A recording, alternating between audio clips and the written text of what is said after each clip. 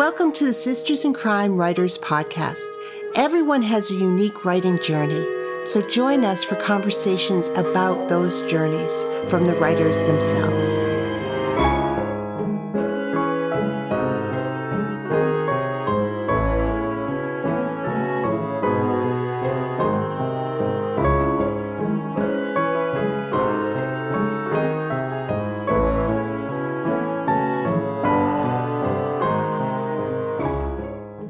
This is Julie Henricus, the Executive Director of Sisters in Crime, and I am really delighted to welcome Martha Reed to the podcast this week. Martha is a multi-award-winning mystery and crime fiction author. Her first Crescent City NOLA Mystery, Love Power, won a 2021 Killer Nashville Silver Falchion Award and features Gigi Pascoe, a transgendered sleuth. Martha is also the author of the independent publisher IPPY book award-winning John and Sarah Jarad Nantucket Mystery Series. Her short story, The Honor Thief, was included in This Time for Sure, the Anthony Award-winning Bouchercon 2021 anthology. She currently lives in Pittsburgh, Pennsylvania, and is writing like mad. Martha, welcome to the podcast. Thank you, Julie. It's good to be here. I'm going to start this conversation the way I always start them and ask you, when did you say to yourself, I want to write a book? The book part came probably when I was 30, but I've always been a storyteller because one of my mother's favorite stories was my kindergarten teacher sent a letter home with me saying that I didn't like to do clay or any of the craft stuff in kindergarten. I wanted to just gather the kids around and tell them a story. And that was like antisocial. So I got corrected from that behavior, but I've always wondered, what story was I trying to tell when I was 6 years old? Yeah. Right? That wasn't in the letter, but the novels came later. I moved back to Pittsburgh. I was still working my corporate job. And at about 30, I decided it was just time to give it a try. And so let's talk about that, giving it a try. What did you do? Well, this was back in the day with floppy drives. So I bought a secondhand personal computer and, hid in my sister's attic. I didn't know what I was doing. I only knew that I wanted to do it. So a lot of false starts. Then eventually I went up to the Mystery Lovers bookshop here in Oakmont and walked in and asked the booksellers. I was like, I think I'm writing a book. What do I do? And God bless, Richard Gorman took me in hand and said, okay, there's this group called Sisters in Crime that meets here in the bookshop, and you need to join that organization. And from there, I never looked back. It's just been all craft work for the last 22 years. So I love this story, and we're going to break it down. But, when was it always going to be mystery for you? Or were you, like when you decided I'm going to write this book, was it definitely mystery, or how did that happen? No, it was definitely mystery. I've been fascinated by the mystery genre from forever. My grandfather was a huge reader. And when I was probably 15 years old, he took me into a Barnes and Noble, and Sue Grafton had just come out with like A is for Alphabet. That's how long ago this was. And he held up this book and he said, look, if you want to write mysteries, she's doing it. You can too. Oh. And that's pretty much no looking back. Like that was just, I was fascinated by the character development and the puzzle aspect of the mystery. That's the part that always intrigued my brain. So I've written a few literary stories, but that's not where my love is. My love is like in the mystery crime fiction genre.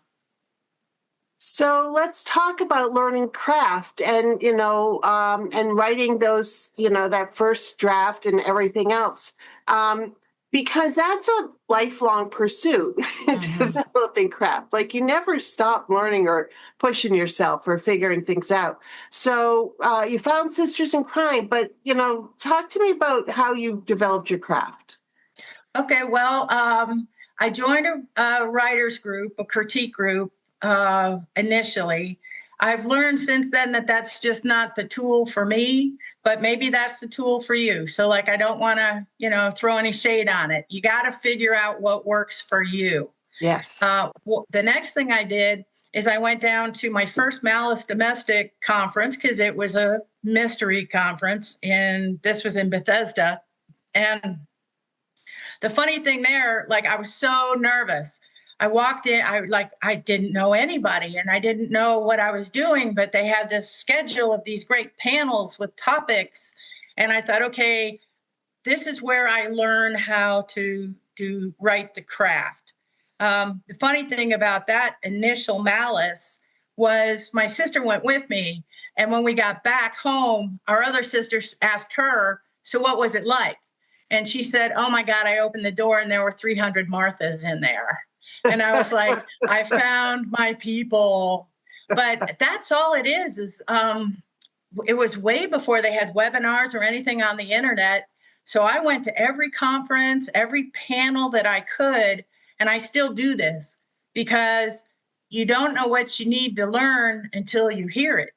And here I am, 6, 7 books in, and I got a bunch of short stories out there, and I am still learning something every single panel I go to. Something different. Yeah. It's always wonderful to hear other people and their process, because sometimes it just makes you feel better. It's like, oh, they struggle too. Thank you. Mm-hmm. Because that's an important thing to remember. It's that writing isn't easy, right? No, it isn't, and it requires commitment and dedication. Like I said, I'm not throwing shade, but how many times do you hear somebody say, oh, I've got a great story if I only had time to write it? Well, nobody has time to write it. You actually have to make the time to write it. So what I did is I developed a schedule. When I was working corporate, I would write before I went to work, because by the time I got done at 5 o'clock, I was so fried. I was like, I can't do anything creative after 5 o'clock. But I could get an hour and a half in the morning before I went to work. And then I would write on Saturday and Sunday for a nice block of time. That's what got me through the first book. Because, and this is the other thing, you're never sure when you're writing your first book if you can actually do it. It just seems like such a hurdle. It's like, oh my gosh, 85,000 words in the right order. How am I going to do this? The great part about it is for the second, third books, as you keep going, you've already learned that. So you're like, no, I know I can do this. And then what kicks in is the little monkey part of our brain that says, okay, how can I make this harder on myself? Yes. Right? The first book may be linear. The fourth book, you've got parallel timelines and, multiple character point of views, because that's just who we are. It's like, let's make this challenging. But that's where the fun is too. I love that. And people are going to be hearing this, but I want to underline for folks, like, we make it harder on ourselves. Every writer I know is like, all right, so now I understand, I did this, I did that. How can I just make it more miserable for me? Exactly. To try to figure out what I'm doing, and add in another layer. The great part is I've been, of all weird rabbit holes to go down, I've been studying like brain function and why humans do this behavior. Like, why do we make it harder? And I rely on this phrase that says, the brain that painted you in a corner is the same brain that's going to get you out of it. Oh, and I'm like, oh, okay. Like, so when if I do paint myself into a story corner, I just take a pause. I'm like, okay, how can I play this and that will actually surprise your reader, right? Because if you're just going to write linear storytelling, that's journalism, right? That's just fact-based journalism. Nobody wants that. Everybody wants like the nuance and the twist and the surprise. And I think that's why I like the mystery genre, because you never know what's around the next corner. Do you plot when you're writing, or do you pants, or, have you developed different methods as you've been writing more? I do. That's such a good question. And that always comes up when I'm on a panel. And I don't have the perfect answer because each book I've written has been different. With the first book, I created a storyboard because I didn't know how to plot. I didn't understand plot points. And so I would use index cards and like create the storyline and then write it.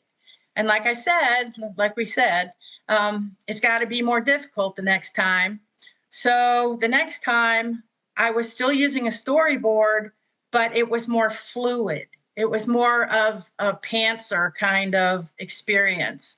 And then weirdly enough, in the third book was like, it came to me like watching a movie. I didn't even use a storyboard. I couldn't type fast enough for this third Nantucket book. It was coming to me like all I had to do was type it. So I thought to myself, oh, I've mastered the craft. Now it will get easier. And then I switched settings, had to create a new world. This is the NOLA series, new characters, and I was right back to index cards and storyboard. For me, and I've talked to other writers about how they do this. For me, generally, I know what the ending is going to be. I know what the crime was. And I have a phrase that helps me get there, and it's what really happened that terrible night. And if I can figure out that, then I can plot the story to get there. Right. But that doesn't mean when I get there, I know exactly who the killer is, because surprise, in the second New Orleans book, I had it all set up. I'm writing the last 2 chapters. Here's the denouement, right? And the door opened and out walked somebody I wasn't even expecting. And the fun part, I just got goosebumps. The fun part about it is that when I went back and looked at the manuscript, it was all there. I just didn't know it. Yeah. Like I only had to tweak 2 or 3 little things so that was plausible. But that's the fun of it. I don't have like a great outline. I just sort of get a rough idea and see where it goes. I love that you're studying brains and how we do this too, because it is that magic of, oh, my subconscious knew I had the wrong killer and was trying to help me figure it out. And it is magical. It is magical, and it's you're absolutely right. It's the subconscious at work, because and I won't go deep dive on this, but the frontal lobe of our brain is our personality. That's the me that's talking right now. The subconscious part never shuts off. That's the computer that's working all the time. I think that's why we like puzzles, is because that part of our brain likes to stay engaged. And the perfect example is if you go to bed with a problem, and it can even be something at work, and you wake up in the morning, you have the answer. Well, where'd that answer come from? It came from the subconscious that was working all night long. Uh-huh. So I think of it as a computer that never turns off. And evidently, as long as I keep it happy, it keeps filling in my plot holes. When you had your idea for your first book, on this podcast, I talk about the gravitational pull of an idea, because you could have a million ideas, but then all of a sudden, an idea starts bringing in other stuff. It starts bringing in the world and the characters and what I'm going to talk about, and has enough pull that it's like, okay, this isn't a short story. This is a book. Talk to me about that first idea that you knew was going to be the book. Had you wrestled with other ones, or was that, like, okay, this is it. This is what I want to write.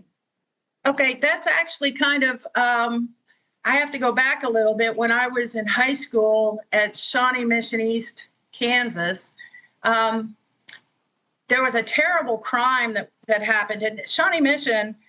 Prairie Village, it was the safest place you could ever imagine in your life. We knew everybody. It was just this little great community. And there was a community pool behind the high school. I was 17 years old at the time. And during the summer, sister and brother out combo, he jumped on her in the swimming pool, and then she marched home to tell mom. And he ran ahead of her to give mom his version of the story, and she never came home. And at 17, like when the grown-ups are talking and then you walk the room and they stop talking, you want to know what are they not telling me? Right. And this kind of crime never happened in our neighborhood, but it planted itself in my brain. And I wasn't going to start, I knew I wanted to be a writer, but I wasn't going to write about that yet. And then, 23 years later, 13 years later, when I did start writing, and I thought, okay, I need a crime. The first thing that bubbled up to the surface was, what would happen if you said goodbye to someone and they never came home? Yeah. Right? How would that impact you as a person and your family and your community? And it all goes back to that disappearance in Shawnee Mission, Kansas. So that was my idea. And then I just built off of that. And I've done that in subsequent books where a headline or an exhibit, even a comment. Yeah, that's true. Even a comment that someone has made just plants itself. And it's like a little flag goes up, and I'm like, okay, someday I'm going to use that. And I don't know what it is yet, but I throw it back into that subconscious and let it simmer away. And then eventually I've got a story. Oh, what can the crime be? And I'll go through my list of simmering pots and say, oh, wait a second, this might actually work. So that's my process. Do you ever write down your simmering pots? Or do you just trust your self-conscious? Because No. And the older I get, the less I trust my subconscious or my memory. Yeah. Everything gets written down. I have a folder on my laptop that I call it archive, and it's just random bits. It can be a conversation I overheard on the street, just something something I heard. I'll just throw it in there. The best example I can give of that is I was writing a book, and I had a Gen Z character named Cleo, who was an Uber driver. And she was great. She was sassy, and she was just full of life, and I loved her. And then I got to the editing phase, and I was like, I don't need her here.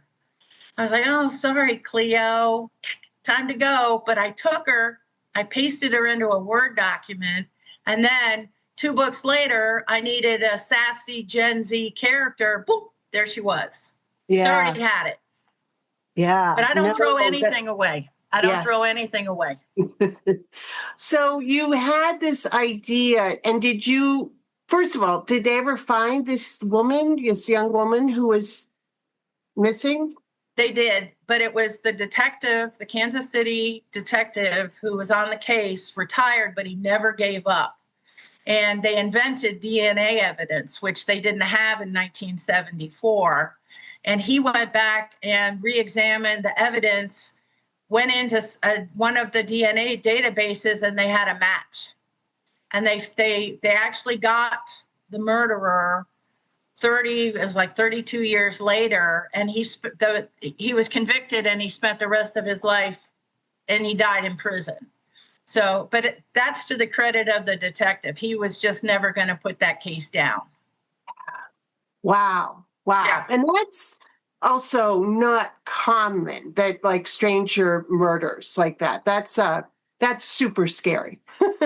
It was. And obviously, I mean, it just planted itself so deeply that, like I said, when I first needed the kickstart to do this, that's the first thing that came to mind was, okay, that's what I need to study.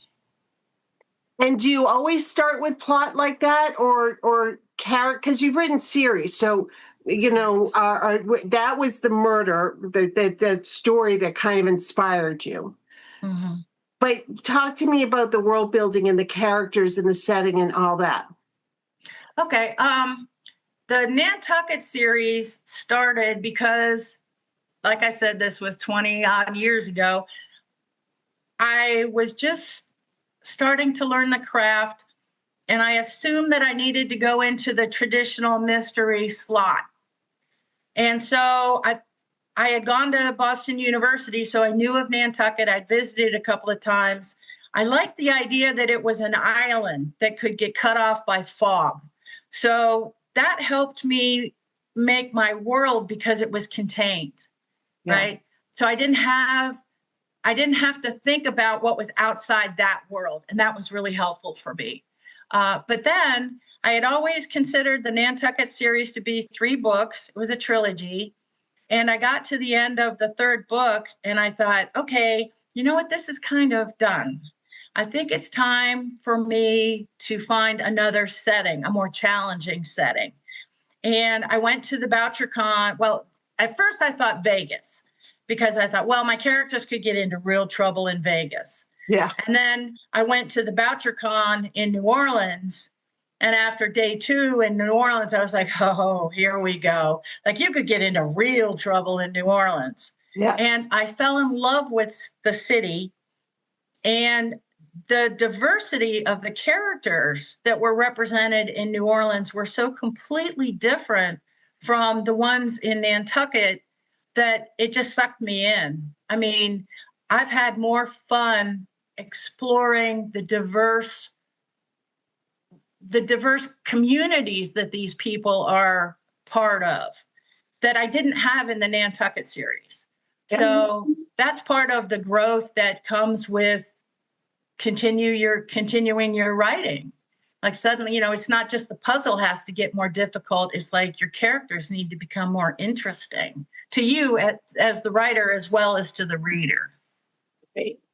And your protagonist in your New Orleans series is transgender. Yes. So talk to me about that and how you thoughtfully create a character, sensitivity. Like, how did you create this? Why? And then how did you make sure you weren't doing harm by, leaning into stereotypes or anything else? Well, Gigi Pascoe is a transgender woman. And the reason she came into being is I had another Bouchercon. This one was at Long Beach. I went to a panel that I walked into the panel and it was, I'm not exaggerating, there was a line and it was like 40 middle-aged white men all talking about their careers. And I got so wound up about this representation. There were no women on, what is wrong with this? That I came out of there and I was just shaking. And I talked to this friend of mine and she was like, wow, you're all wound up. And I'm like, that's just not right. There's no diversity. Like, what is going on here? And she looked at me and she said, well, how many of your characters are LGBTQ? How many are Black? How many are of, Asian, Latino, like how many? And I said, none. And boy, did that hit home, because I thought, I've got my blinders on, right? As a writer, I'm writing about Nantucket because it's comfortable. Right. And her words, like I said, they hit home. And when I came up with the New Orleans idea, I said, all right, I'm going to sit down and work at this.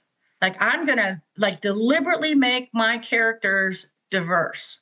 It was a conscious act, but it wasn't like I didn't want to do it commercially, if that makes sense. Like, I wasn't doing it to try to catch some, trend.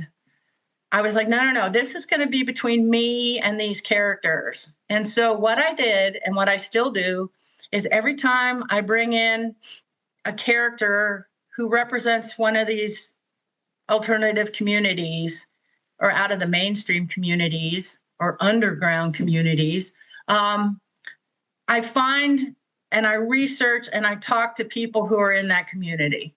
And that includes, when the manuscript is done, I run it by them to make sure that I'm representing them properly. Mm-hmm. I don't want to, and it's not just LGBTQ or the transgender community. I have an FBI agent, special agent, and I run it past an FBI special agent. I have an authentic voodoo priestess, a mambo, Aunt Babette. Okay, so the last time I was in New Orleans, I interviewed a priest, a voodoo priest. I was like, okay, I really have to get this right, because if I'm going to use them in my story, it needs to be authentic and not just like Hollywood's version of whatever trope that is. Right. And Martha, what I'm hearing you say, and what is so important is you don't shift the characters to serve your book. The characters are themselves, and the book is told through their lens to the best of your ability. Am I accurate in that? That's right. And the beauty of it is using the different lenses of the different characters has made my storytelling better. Yeah. Right? It's like I get the gift when I use these alternative voices or underrepresented voices, because my story ends up being richer. Right. Right. Do you feel like, your readers from your Nantucket series stuck with you for the second series, or did you get any pushback from people with your? I did. Yeah. I did. But you know what? It's the same perception that I had when I decided to self-publish 20 years ago. I knew that I was going to have this result. This isn't a surprise. I knew that to write what I wanted to write in the way that I wanted to write it, I was going to need to be independent. So my Nantucket books are independently published. So are my New Orleans books. But I did know when I stepped off into having a transgender private I gave her a promotion. She's now a private investigator. She got her license. This is, it's official.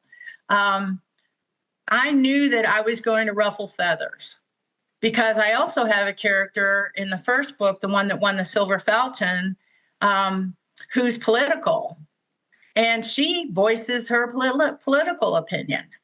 Now, I knew that's going to cost me, and I've seen it. Like, I've had people go, I don't know why this mystery has politics in it.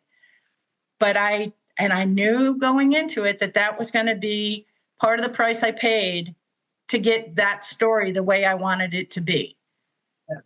And so that's it. There it is. I mean, I also have people on the other side who are like, oh my gosh, here's somebody who's actually representing real life. Right. So you have to take both sides. Right. And I'm always very careful with my back cover copy to indicate that, I've got a transgender character. There's some politics in here somehow. There's voodoo, right? Like, I try to give sort of content warnings in my back cover text so that people aren't surprised thinking, oh, I'm going from, Nantucket to voodoo, right? Like, I'm giving as many hints as I can. Yeah. Yeah. Are you enjoying writing this series? Like, do you have you said the Nantucket series also taught you how to write. So, there's that, but you had 3 and done. Do you think that the New Orleans series is going to continue longer? I do. I just published the 3rd book, 7 Gates of Guinea. Let me just put a little aside here. That's the funny one. That's the one where my character, Aunt Babette, who is a secondary character, she's my voodoo priestess. She elbowed her way forward in book 3 and just decided she was going to be like the protagonist, the co-protagonist. So I just got out of the way and let her do it. But now I'm working on book 4, and Gigi, we're back in the time of a Mardi Gras celebration. And Gigi has decided that she's driving the car again. Like, she's taken the reins, and book 4 is going to be pretty much from her experience. So that we're back where it needs to be. And the funny part about that is I knew I had book 4 before I had book 3, because Gigi told me that what happened in book 4 when I was finishing book 2. I was like, no, not yet. I still have to do book 3. Like, wait. So I just pretty much put in the time and type and let them tell me what's going on. And so far it's worked. But I do love New Orleans. I love the New Orleans series. I love the characters. And I think I don't have an end game on this series yet. Maybe ever. I don't know. Well, research must be fun. Oh, darn, you have to go down to New Orleans for a week and talk to people. Oh, I know. It's so hard. Twice a year, I go down and I'll rent a Creole cottage for a month, like in the winter, because I'm in Pittsburgh and it gets kind of cold up here. So I'll go to New Orleans in between Mardi Gras and the Jazz Festival for a month and just eat way too much food and hang out at the museums and walk around and look at people. And it's just a great balance in my life, right? And I wouldn't have that without my writing. My writing gives me the excuse to do it. Yeah. And so I do. Writing also gives you a lens on the world, because you're always observing or looking at things or taking things in. When you're with writers, everyone will pause if there's a fight over in the corner of a couple, fighting, because everyone's thinking about the story. It's like, what's happening here? And it never turns off. I wrote a short story that was set in Florida, and my sister, we went down, we were walking along the beach, and there was a big dead drum fish right there. And when we went on vacation, my sister said, "You're not going to take your laptop. You're not writing. You're on vacation. Like, this is a family thing." And we're walking past this big dead fish. And she looked over at me and she said, "You're working on a story, aren't you?" And I was like, "Yes, I guess I am." And I did. I wrote a great story about home invasion in a nursing home. But it all came through there. Like, you never turn it off. There's always something that's going to inspire you. So I've talked to writers about, the difference between being a writer and being a published author. So being a writer is you control, you learn, you build your craft, you get better at it. You figure things out, whatever you maybe change lanes or whatever you're going to do. But being a published author is the business side. Mm-hmm. And there are points, and I'd love to talk to you about yours, where you decide you need to mindfully decide what you're going to do. You can explore the traditionally published path and reach out to query agents or send it into small presses, or you can decide to be the indie published path, which means you're becoming your own publisher. So you've got to wear all the hats that is, of editor and cover designer and jacket copy and marketer, and you can hire people to help, but it's you have to take control of the business. You do when you're traditionally published as well, but I think sometimes people don't realize that. Talk to me about that decision for you. First off, and that decision has to be made individually, to your point. Like, everybody has to make that decision individually and own it and live with it.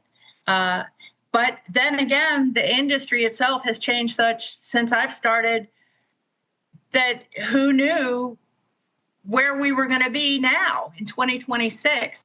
Where I came into it is I came from a publishing background, and in 2005, they had Amazon had just started KDP and ebooks.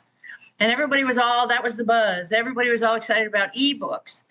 And I thought at the time, well, I can do this. I've been in the publishing business for my corporate career. I can do this myself and keep all the royalty money myself. I can make all the decisions. I'm already making the decisions at a corporate level. So I thought, well, I'm going to try this. Somebody has to do it, so it might as well be me. So I went ahead and independently published the Nantucket books, and I had people at that time tell me, "You've just committed career suicide." Like, when you're up against the big 5 at that time, big 7, the traditional publishing houses were the ones who sponsored the conventions. You've committed publishing suicide. And I thought, well, I still want to try. So I did. And then the amazing thing is, in the last 20 years, I've seen it migrate. I've seen the 7 publishing houses go to 3. I've watched the editors go to become agents. I've watched small presses come into being and go out of being. I've watched my friends who followed the traditional path lose their agency and then go back to self-publishing. So it's still just in transition. Yeah. There's some great success stories independently. There's some great success stories with traditionally published authors getting their rights back and republishing their material as ebooks or print books themselves. So you have to decide what's going to make you happy. What is your dream? And if your dream is to find an agent and get traditionally published, do it. Like, that's your dream, go do that. If your dream is to be a TikTok influencer and publish a book every 90 days, go do that. I mean, there's a lot of freedom.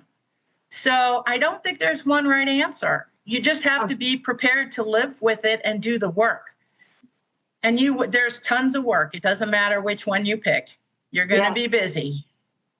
But I love that, you got to live with it. You got to own the decision you make, and Yep. do it. Like, be there and doesn't mean you can't shift. It doesn't mean at some point if an agent said, hey, or, a big publishing house said, hey, you may say yes or no, or whatever you decide to do. You can change your mind, but Absolutely. you got to commit for that series or that book. It is what it is, and let it do the best you can with it. Absolutely. And just because I've independently published my novels, all of my short stories have been traditionally published. Yeah. Right. So I'm what they call a hybrid author. Yeah. At this point, I've got traditionally published and independent self-published. So it's wide open. It's still wide open. And the crazy part is now, and I've just heard about this vertical media, which is the new catchphrase that I'm hearing through the grapevine, where like Netflix or Paramount, they don't even want books. They want stories that they can turn into made-for-release TV, or I don't even have the right words for it, But so here's something else that's new. We have audiobooks now that are 30% of the market. So it's constantly in transition. The best advice is to write the best story you can write. Make up your decision, the best decision you can make at that time, and then support it and start the next story. Well, and the thing about being indie published is that with these vertical media opportunities, which some of them aren't even invented. I mean, in 3 years, there's going to be more. You own your rights. So you can take advantage of things or explore different things. If you're traditionally published, depending on your contract, you may have signed away a lot of those rights. And then you're going to depend on them selling them, and that may not happen. So it's, again, you should always check with people and make sure you're signing the best contract you can. But, it is such a changing world right now. It's important to hold on to the rights you can so that you can make sure you can take advantage of situations. Right. And at the same time, the technology can change under your feet so that you might sign away your rights and not even understand that, 3 years, the perfect example is audiobooks. Yeah. Like, people signed away their rights for their story, for their print and ebook version, and some contracts would say all rights. Right. Well, then here they invent audiobooks And depending on the language in your contract, either you own the rights or you sign those away too. So it's very tricky because we can't guess what the new technology will be. And the other thing now is AI, right? Yeah. I've had an instance with I always hire a professional editor and a graphic designer for my covers. Like those are the two things I pay for. That's not negotiable. I will pay for that. And we were working on the cover for the third New Orleans book, and the graphic designer came back to me and said, "Do you mind if I use AI imagery?" And I thought, well, this was so new. I don't know. And do I have the ethical right to tell an artist what tools they can and cannot use? So I said, well, let's go ahead and let's see what you give me. And it was just serendipity, but we had a huge windstorm here and I lost Wi-Fi and power for 10 days. And in that 10-day period, Mystery Writers America had their Edgar ceremony, and in their opening production, they used AI. And the writers in the room, there was this huge firestorm about the use of AI. Well, all of that occurred while I was offline. I had no idea that this was going on. But when I got back online, I immediately went back to my graphic designer and said, hold up, we're not using AI in anything until I'm not getting involved in this discussion, right? It's going to take years to figure this out. So she went back to the standard, her traditional graphic design program. I got a lovely cover.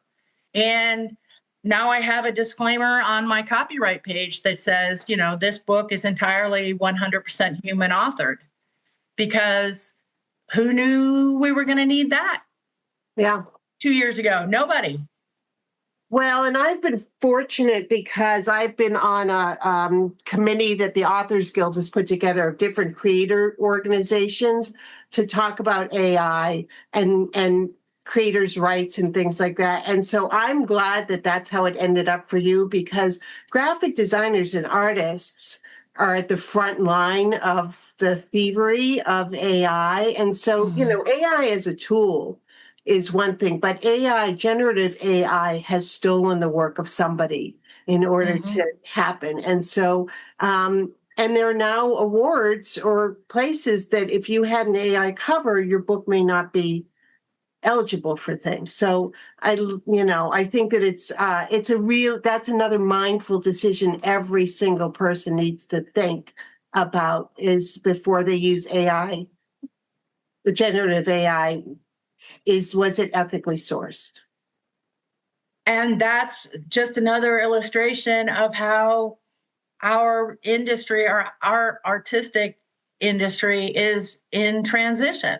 Like we are just, do you use AI? You can't afford to create an audio book and hire a voice actor because it's, I'm just making this number up, but saying it's 20 hours of voice acting and it's going to cost me $4,000 to produce my audiobook file as an independent author.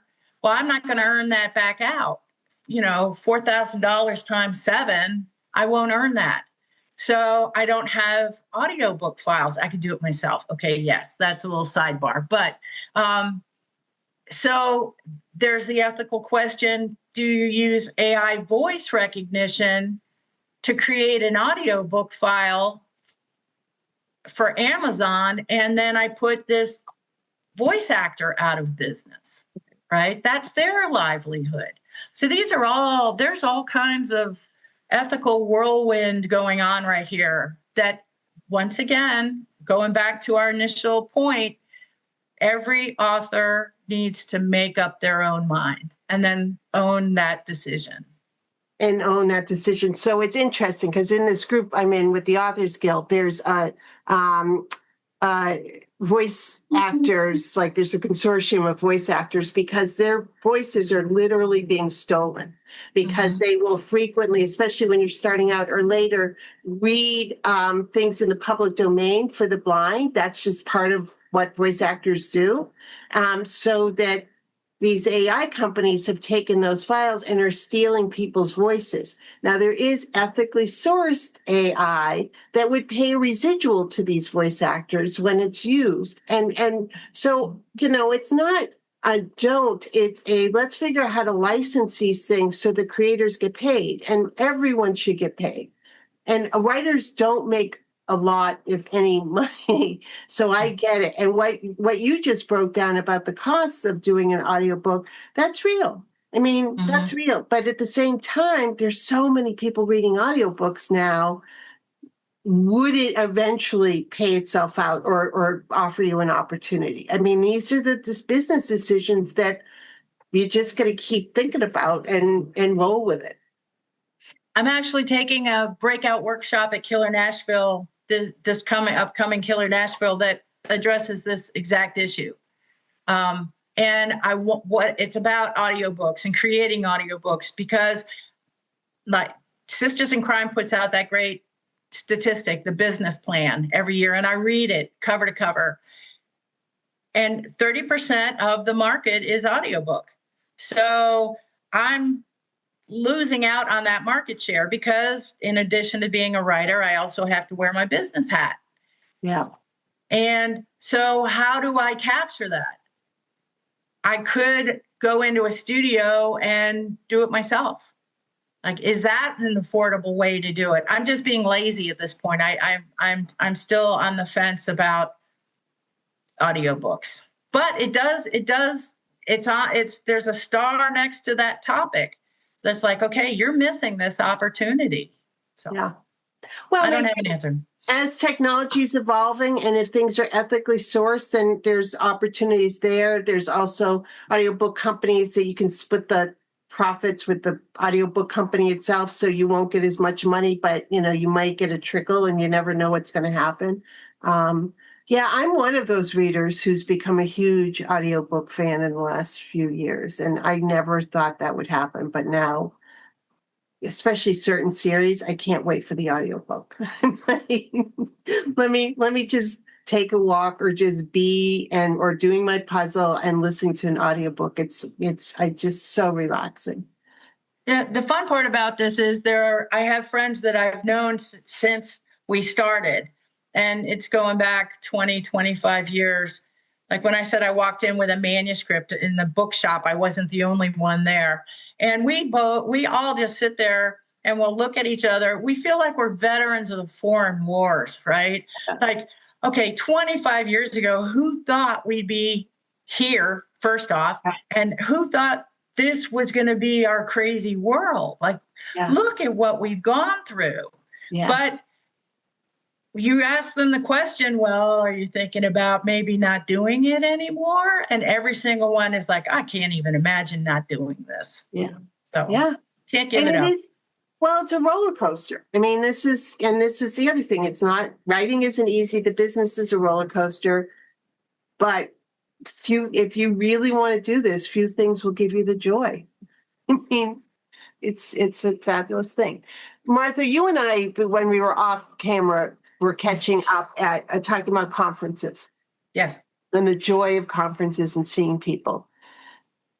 And that's one of the things I think as an early career writer, you don't always understand, that you need to find people and get inspired and go to things. What do you wish you'd known early on, or what did you learn early on that has made the difference for you on your journey? The best advice I can give anybody, and I was given this advice by Nancy Martin, who's a author here in Pittsburgh, is get involved, like volunteer and get involved. And it doesn't matter. When you go to the conferences, they are always looking for someone to man the registration table or, help set up the hospitality room. Like, it doesn't even matter, because conferences are the easiest way to meet people. Even if you're shy and introverted, all you have to do is look at the person next to you and say, what are you working on? What are you writing? Boom, there's your conversation. And, in half an hour, you've got a new best friend, or at least a conference buddy. Right. And that carried over to, it's so amazing, because I was always hesitant to join things. And once I joined Sisters in Crime and was there for a year. And then I worked in the chapter members and I got to know the local chapter. Then the suggestion was made, well, we'll try the board, right? So I worked as chapter liaison under Hank Philippi Ryan. That was a whole other experience. There's another 200 people that are now my new best friends. So I wish, if I have to give advice, I'd say overcome any reticence that you have and just put yourself out there. It's a wonderful community of people. You never know what you're going to learn, and you never know where it's going to go. That makes the journey fun because it can take you all over the place and offer you so many benefits. That's the best advice that I can give anybody who's starting out is just volunteer for something. I love that. I love that. And also, as you said, because you're outgoing, you're a friendly person, you're smiling, if people come up to you and meet you at a conference, if they're Killer Nashville this summer and they see you, you're going to be welcoming and fabulous about that. Yeah. But there's some people who don't have those social skills or who just shut down at the thought of it. But as you said, just volunteer to stuff the bags at the conference and you're going to meet a couple of people and then you're going to know some people or, Sisters in Crime at Bouchercon has a welcoming reception, just come there and meet people so that you know somebody when you got to meet one or two people and you're all set. I think people get frightened of the idea that they're networking, because that makes it sound like it's business and you need to put yourself into networking mode. And no. Just go talk to people. You're going to hear about anthology open calls. Someone's going to say, our judge dropped out and we need somebody to read short stories for the conference. Can you do it? Sure you can, right? Yeah. You just don't know what opportunities are going to open up for you. Sometimes I think it's just showing up. If you just show up. My favorite thing is the escalators at the Last Malice. I would be going up and someone would be coming down and everybody would be like, oh, and then they'd come, whoa, there she goes again. Whoa. And it was like a cocktail party on the escalators. Wait, don't go anywhere. I'm coming up to find you. And wait. It was just so much fun. And that's what it's all about. And don't be shy. Nobody's shy. Or else we all are, right? Yeah. Yes, it's writers. Well, you have given a lot to Sisters in Crime National. Chapter liaison is not a small task, but you've also worked with your local chapter and served on that board and volunteered and done a ton of stuff. And, so thank you for your service over the course of these years. So you're working on your fourth book in your New Orleans series. Yes. And you also write short stories. I do.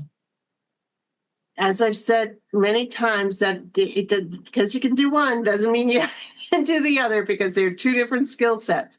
But tell me just, in just a couple of seconds, because that's a great way for people to maybe get their first publishing credit or to just make themselves finish something so they can submit it. I mean, it's a tremendous opportunity. Talk to me about short stories in your life. Well, what I like to do, it's part of my personal mission statement, is to get underrepresented and unheard voices out there. I also love helping people get their first publishing credit because, what I like to do, and I did this here in Pittsburgh. I was the president of the Florida Gulf Coast chapter. We also produced an anthology down there. It's the greatest opportunity to actually get your members excited about something and show them what publishing means, soup to nuts, right? They're going to have to submit, follow the eligibility guidelines, work with an editor, or hear from a judge, work with an editor, get their story and sign a contract. And then finally, they're holding their anthology in their hands with their story in it.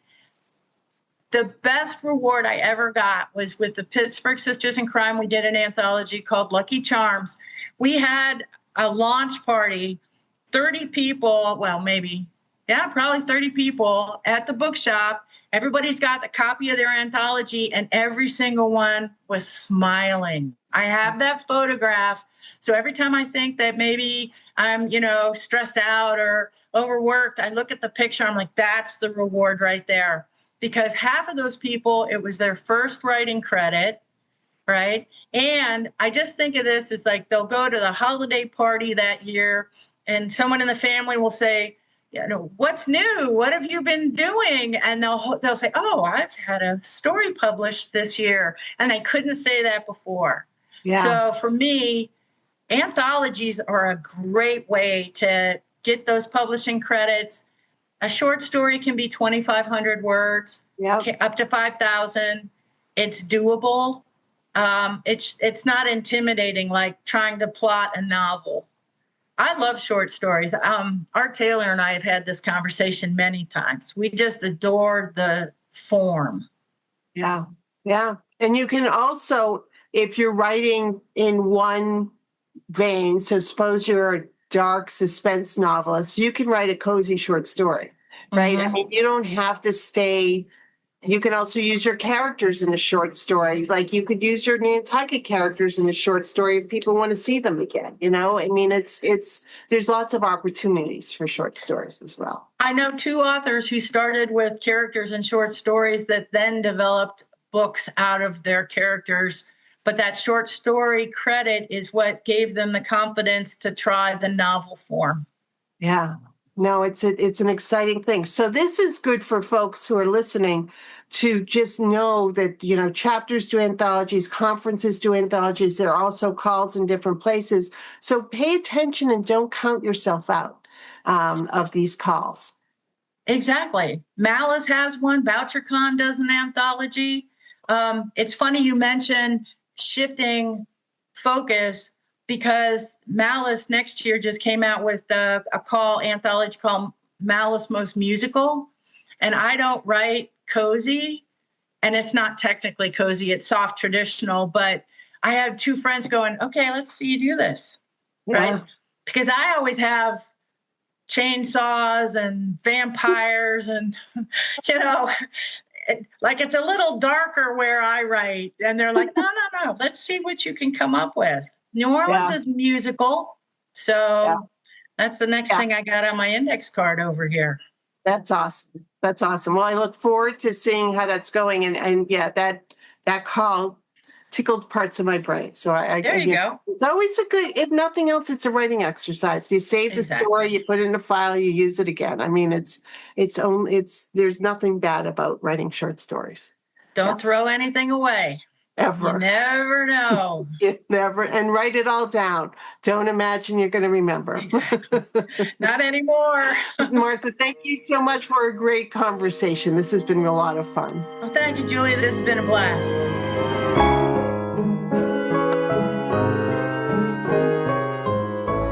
Thank you for being with us today. Sisters in Crime is about community. We were founded to advocate for women crime writers, and we continue that mission by fighting for equity in the crime writing community.